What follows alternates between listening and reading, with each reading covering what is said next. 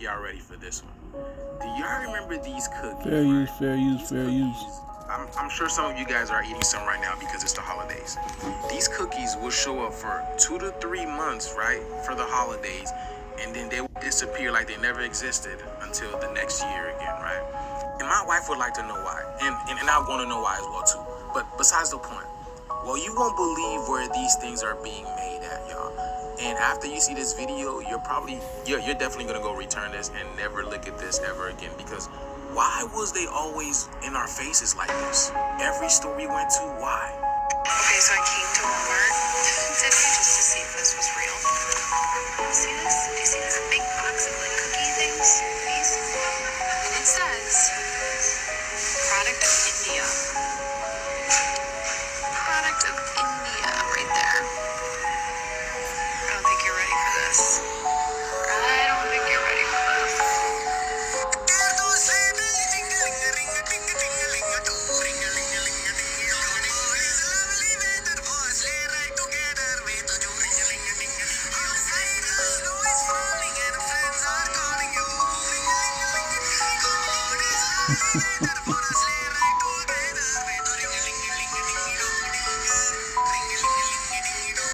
I'm gonna say this right quick before I even get going with this video. It's really just looking for a statement he's about to make, but just gives a sign of the time as well. But the heathen need to be ruled over, man, and guided to do things the right way. Okay? Not my purpose of this video is not about this, about the terrible food practices and all of this stuff, but watch what the guy's gonna say. Into this video.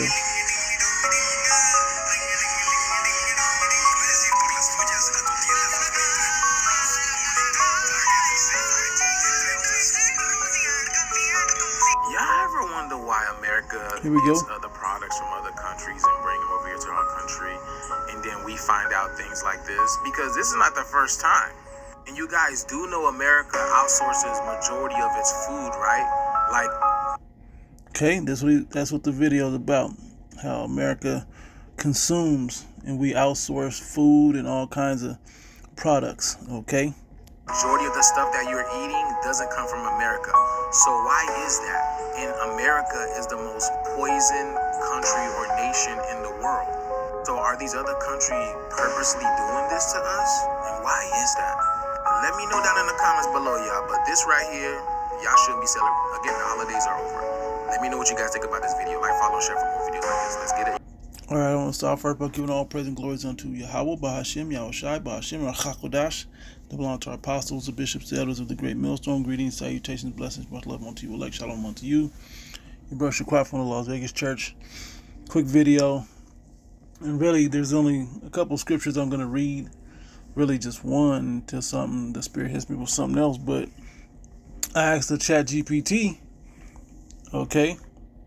And then I came across that video. But what I asked the Chat GPT was this. I said, wait, let me start at the top of it, because I started with something before that. It's in depth. I said consuming versus producing. Okay, it's a big difference between consuming and producing. America is not a producing nation, and Trump has tried to bring that back to America. Okay, that America is producing and then exporting and selling to another country. And so he's trying to bring that and balance that back out, because America has been a consuming nation. Okay. So I asked the Chat GPT because it's Black Friday and just wanted to look into the attitude that this country has. And the scriptures say, as is the king, so is the people. Basically, the spirit that this place has, the kings of this place, the people that run America, have that consuming energy, so to speak, spirit on them. The people pick that up. And that's why America's always got deals, and we got all the technology, and we got all the imported foods and all these other things, which was the main point. But that also to inform me that them cookies, even though I used to enjoy those when I was a lot, younger, can't trust these heathen, man. You can't trust what they do. They gotta get ruled over. They can't be saved. Okay, they're not righteous. They've never were chosen to be that. They were chosen to be subject. But anyway, another lesson. But anyway, let me go into this. He said here is a clear, useful breakdown of consuming versus producing, whether you're thinking about personal development, economics, creativity, or daily habits. Okay? And see, the one I looked up, I don't know if this is the one here, but the one I originally looked up was talking about creating videos versus consuming and watching videos, on the internet, social media. But let's see where this goes. So definition, taking in what others have created is consuming. Watching videos, movies, or news, scrolling social media, reading books, articles, or posts, buying products, listening to music or podcasts. Purpose, consumption gives information, entertainment, comfort, knowledge, and inspiration. Pros, easy, low effort, stimulates ideas, helps you learn from experts, relaxing, enjoyable. Cons, when overdone, it's passive. You become passive. No long-term growth. Can create dependency. Easy to fall into distraction or overload, which can be so true, right? Producing, definition, creating something new or adding value to the world. Okay, so when you produce something, you create something. Okay, and this goes right back onto the difference of the Alahayim who were there creating, okay, according to the blueprints of the Heavenly Father with Yahweh Shai, that first spirit, okay? And I'm not going to go deep into that. I'm just going to leave that kind of out there so that spirit is prevalent. Okay, it says examples: writing, recording, designing, building a business or a project, exercising, training, practicing a skill, making music, art, or ideas, solving problems, offering services. Purpose, production, creates growth, mastery, value, and impact. So this is what we're supposed to have as Hebrew Israelites. We're supposed to be producers. Particularly here at Great Millstone, we're not as much as consumers as we are producers. Okay? As the teachers and as the prophets, so on and so forth, we produce videos so you can be edified. Okay? Now this is going to get in deeper with the Spirit of America as I get deeper into this. Okay? The pros: build skills and confidence. Right? When you put energy towards something, generates wealth or opportunity, makes you stand out, strengthens discipline and identity. Okay? Cons: when poorly balanced, demanding, it's a lot on you to have to constantly come up with something and something new. And if you don't have a balance, a healthy balance of consuming, it's tough to come up with new, fresh ideas and to be inspired, right? That's why we read and we watch others' videos to keep this going. Now in America, it's different. We see what China's doing, and we want that. We see what other countries are doing, then we want that. Okay, and that's that consuming idea. America's not looking at the new car that China just made and be like, let's make something to top that. That'll beat the price. That'll be better, more luxury, this and that. It's really not how it goes down. They'll still outsource those things. Okay, it says demanding, requires focus and time, can lead to burnout if overdone. All right, and the reason I'm bringing this up, okay, is because you see the spirit of people at Black Friday, and they're just running around, can't wait to consume. They're caught in a loop of consuming. Look, it says most people are stuck here. 90% consume, 10% produce. But meaningful progress usually requires flipping it. 70% produce and consume 30%, right? Consumption should feed your production, not replace it, right? Identity shift. Okay, that's something else in life. That's something else. Get to another question. I said add the ratio and statistics with attitude in America. Good question. Here are the real statistics and data showing how much Americans consume versus how many produce. Though measuring producing, creating value, is harder than measuring consuming because it says below is a breakdown of what the data says in the U.S. and some thoughts on what it reveals about social attitude. Key statistics in America, consumption versus producing. According to a large survey by Consumer Technology Association, about 7% of U.S. consumers aged 13 or older create and monetize content online. Okay, and that's where they're going with it. Okay, it says same study estimates that user-generated content now accounts for 39% of weekly media hours consumed by Americans versus 61% for traditional media like TV, movies from studios. Now, this is important for you to understand. It's showing you that tradition is usually the media, which is a controlled entity, which is full of witchcraft. So 61% of the people are already locked into whatever the how should I say it, the elites are selling, whatever they're programming. Okay, funny how you just you go into these things and so many spiritual aspects pop up out of it. As for how much time average Americans consume media, according to Nielsen, in 2018, U.S. adults spent over 11 hours per day on media. That includes watching TV, using apps on phone, tablet, radio, streaming, etc. Breaking that down, 3 hours and 48 minutes per day were spent on digital media, smartphones, tablets, computer, and nearly 6 hours per day were spent on video, TV plus digital video alone. On the producing side, although 7% monetized content, a broader survey published in 2025 by Edison Research found that about 18 Americans in 13 plus age, I believe, say they produce and publish some kind of original digital content publicly. Among younger Americans, production rates are higher because that's the new thing that they're doing. And hey, when they bring this universal high income deal, content's going to be another way that people make money.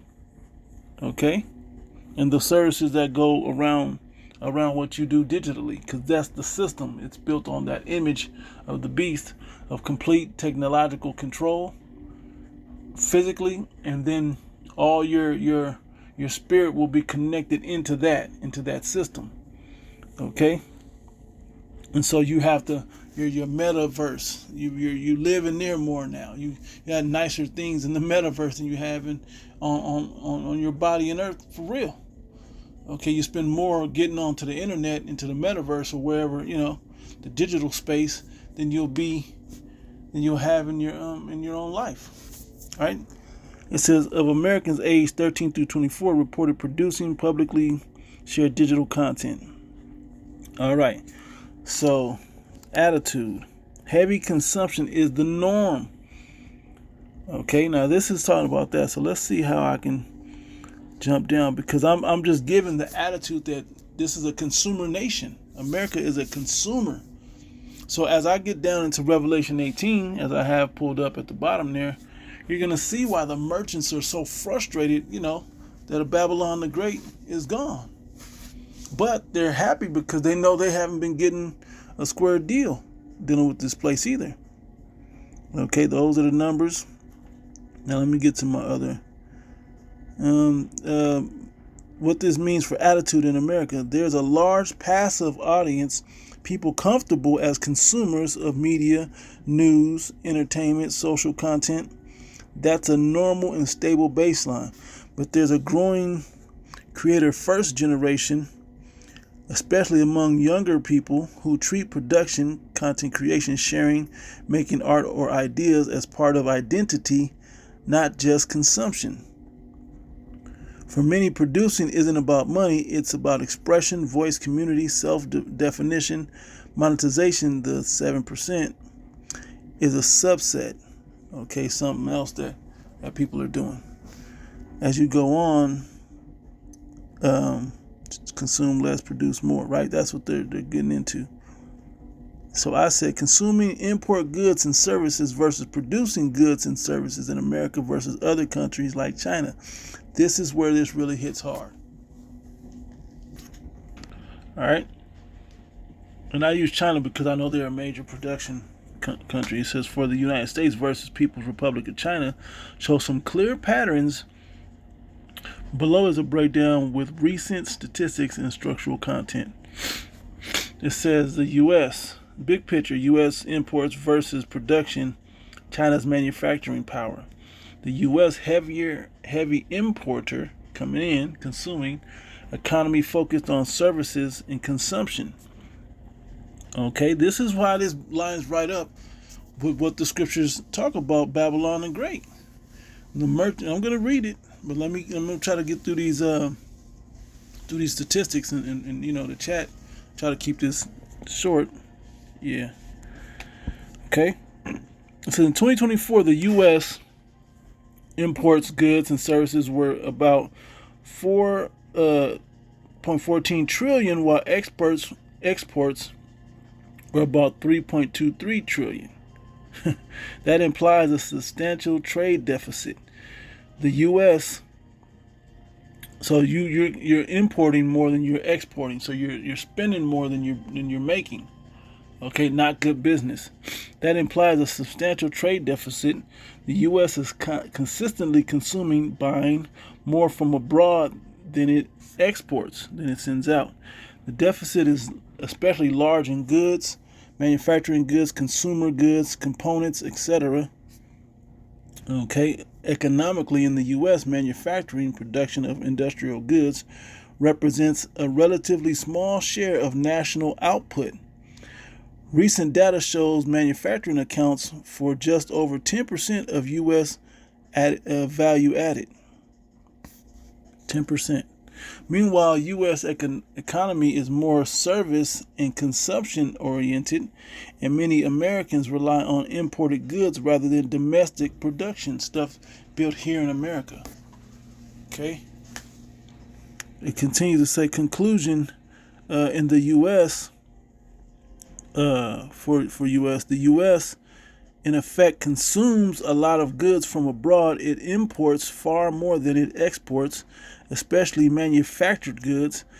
Domestic production, manufacturing, plays a smaller role compared to consumption and importing. Okay, now China, here's versus the China angle, right? And we wonder why I thought of another scripture. Bear with me.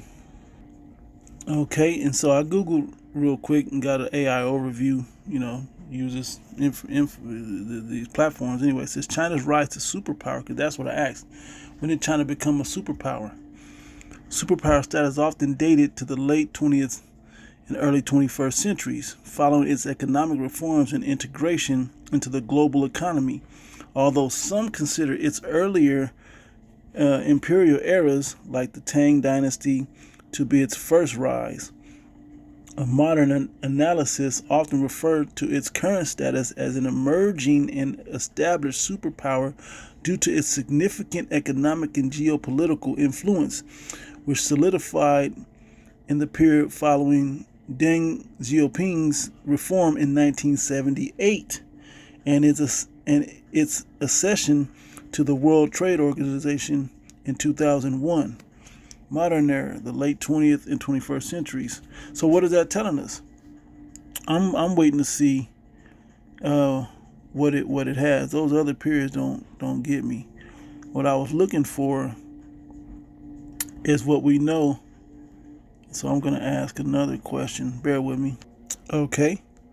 It says China became a nuclear power on October 16th, 1964. Because I asked when it became a nuclear power, right?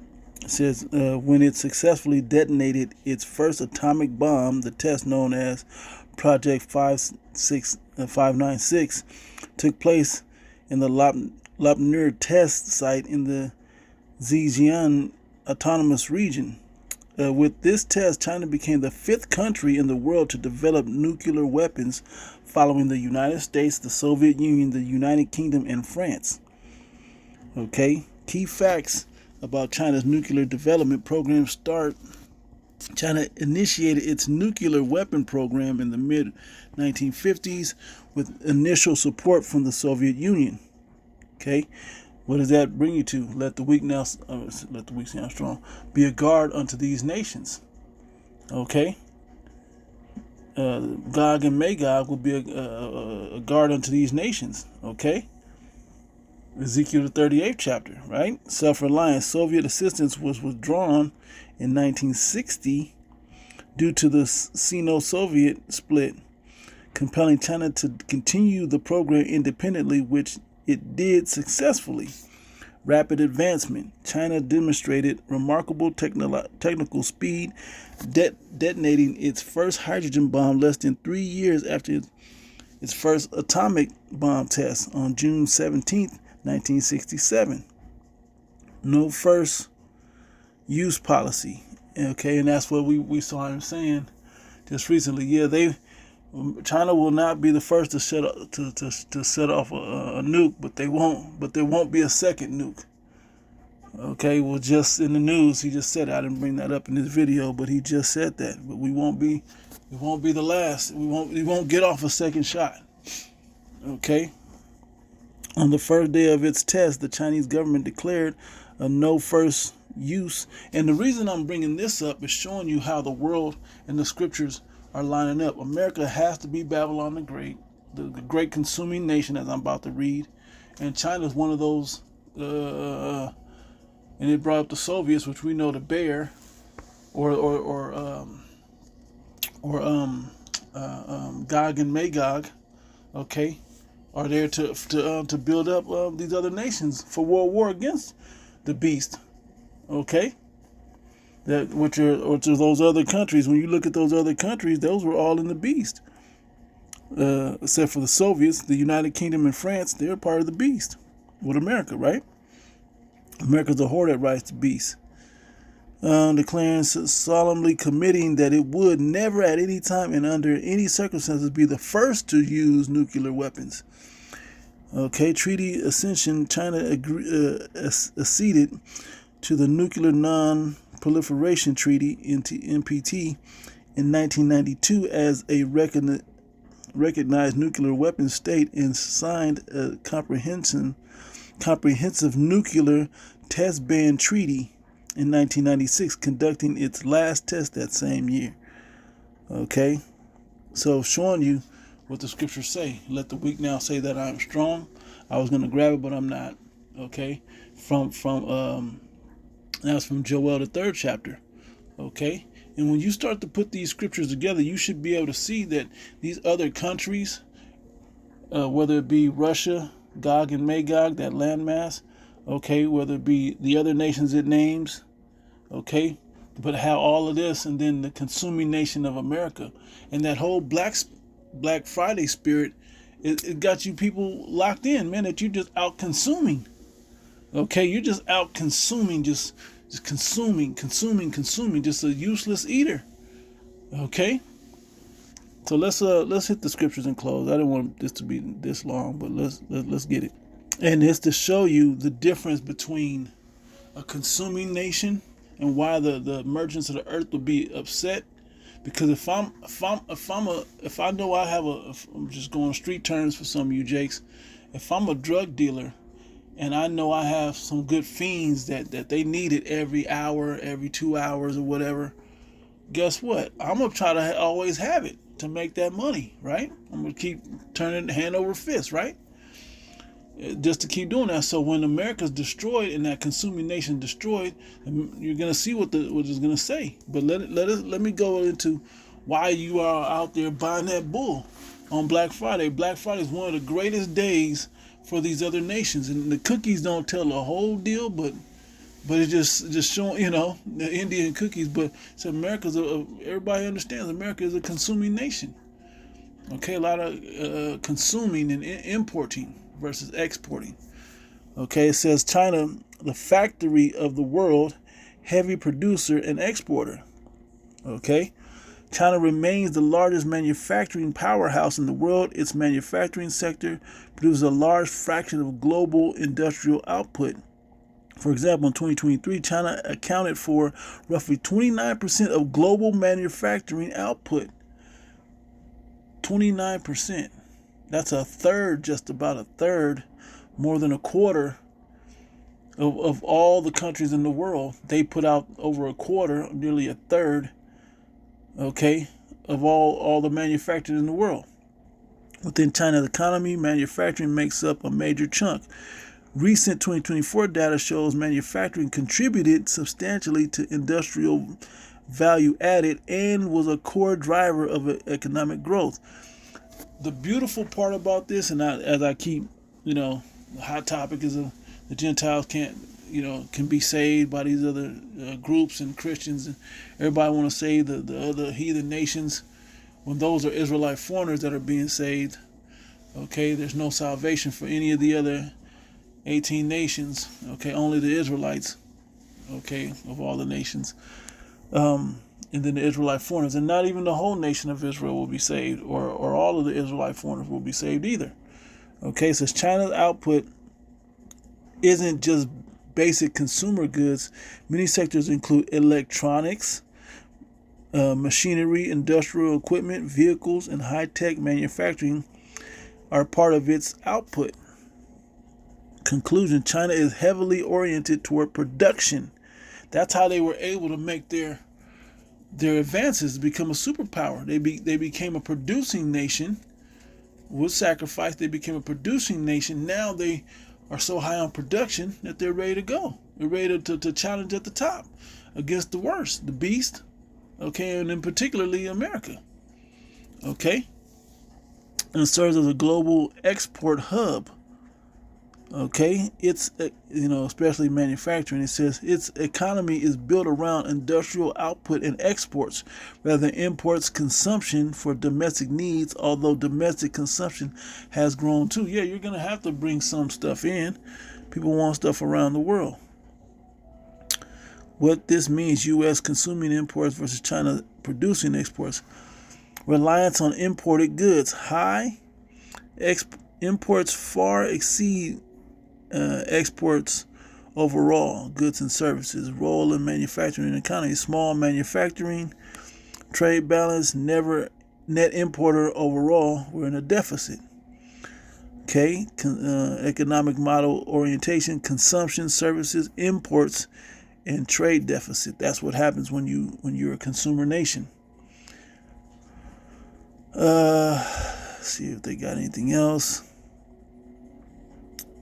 China, by contrast, pursued policies to build large-scale manufacturing infrastructure, industrial capacity, enabling it to become a global factory, quote unquote, as labor and production costs. And that's why they say sweatshops and all of that, because they knew they had to push their people real heavy to build all of this stuff, okay, to sell it to the rest of the world. Problem is, China should be pissed because they didn't really get the gold that they were supposed to be getting, the real. They got the fiat, that dollar, okay? That's what they got out of it.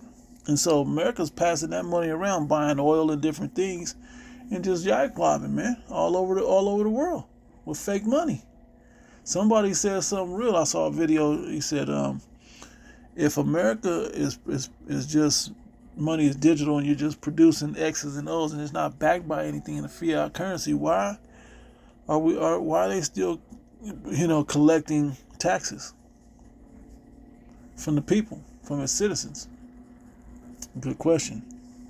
Anyway, so that pretty much hit the point. I mean, this was a kind of a deep dive. It went deeper than I really wanted it to go. Okay. Well, here we go. The U.S.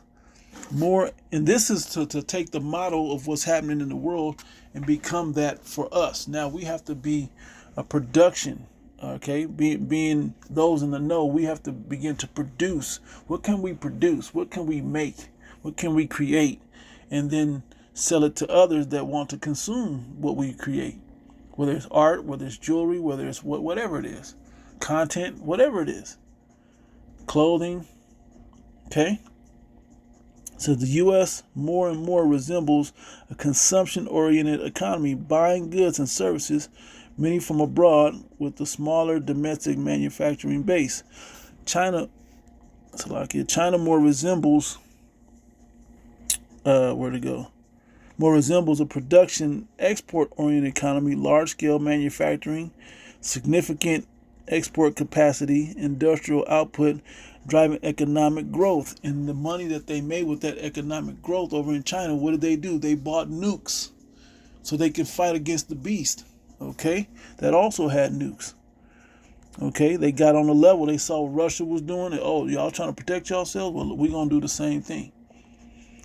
Okay. In global context, many developed countries have shifted towards services and consumption, while manufacturing, especially mass manufacturing, tends to concentrate in countries like China. That's into that. So that was that. I'll go to this one in Joel real quick. Joel 3. It's like 11 is the point I want, but I'll go back up. Matter of fact, 10 is the one I want. I'll read it anyway. Joel 3 and 9. Proclaim ye this among the Gentiles: prepare war, wake up the mighty men, let all the men of war draw near, let them come up. Okay, and this is what this is talking about. They got their economy right. You can't go to war until you get your money right. I know you niggas know Tupac said that.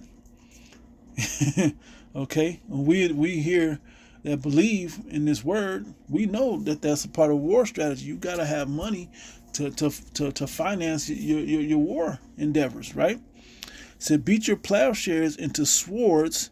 So whatever you produce with your economy, like agriculture or whatever you do, you have to now put that and make it into nuclear things. So we saw over the decades as they translated into a production-based place, and I'm talking about pushing out rice and different other things before it became electronics in a more modern age. Okay, they had understood the strategy, which was to take the load, take the sacrifice. Okay, push to get this toward the production going. Once they got the production going, the money will flow. Then they can purchase the things that they really wanted, which was that technology. And finance to get their nuclear arms in World War together, because they didn't become one until after World War II. So they saw what happened to Japan in World War II. Okay, and that scared a lot of people with that whole Cold War situation, that they didn't want that to happen to their people, and they knew America would pull the trigger as they saw fit. Anyway, it says, beat your plowshares into swords and your pruning hooks into spears. Let the weak say, I am strong. And they got built up, and with some of Russia's help, being a guard unto those nations and so on and so forth. But this is how it builds up. Now, when you go back to Revelation, the 18th chapter, and you go further down, I'm going to start around there or so, or higher. Verse 9 says, the kings of the earth who have committed fornication, got into deals with America, and lived deliciously with her, shall bewail her and lament for her when they shall see the smoke of her burning. When America is destroyed, they're going to be like, damn, who am I going to sell this bullshit to? Who going to want a 72-inch flat screen TV to watch the game? And who going to take our cookies and our hot wings? And who going to take all our BS? All the stuff that we're pushing out, who gonna take these robots we're building? Who's gonna take America? Was who that was. So when America's destroyed, they're gonna be disappointed, man. Okay? When they shall see the smoke of her burning, standing afar off, for the fear of her torment, saying, alas, alas, that great city, Babylon, that mighty city, for in 1 hour is thy judgment come, and the merchants of the earth shall weep and mourn over her, for no man buyeth her merchandise anymore. Okay, and it goes into all the things of ancient time that they were buying. Okay.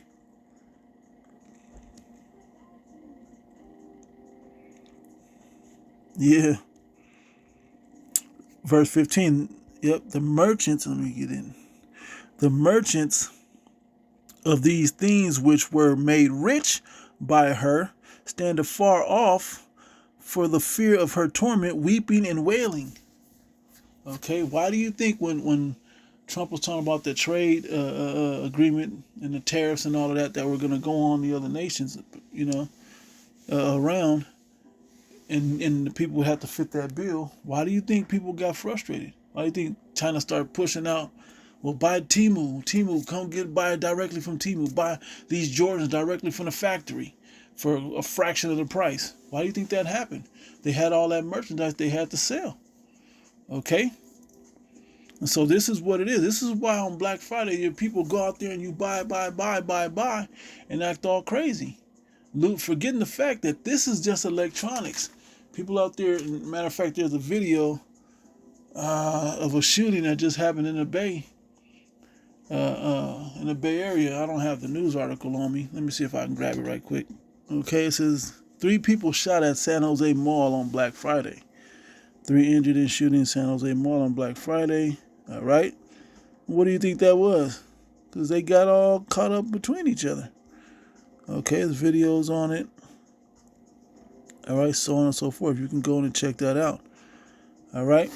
Because of the consuming. But the issue now is what? The economy is so tight, the money ain't flowing like that for all the people.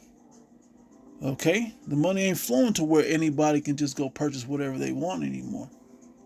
Okay? It don't just work that way no more. Because things are tight. You got to decide with inflation. You got to decide, do I want to buy this food or I want to buy this big screen TV to watch the Super Bowl in a couple of months? To support my favorite team that may not even make the Super Bowl. Okay? And this is the BS that people are really into. All right? So I just want to bring that out. Just was meditating on different people doing things on Black Friday. And so I just put it in the chat GPT, the consuming versus producing, and thought about how I can produce versus consume, in my own personal life. And then it just expanded from there. So Lord willing, this is edifying. I'll give all praise and glory unto Yahweh Bashim Al Shai, Bashim Al Chakodash, until the next one, Shalom.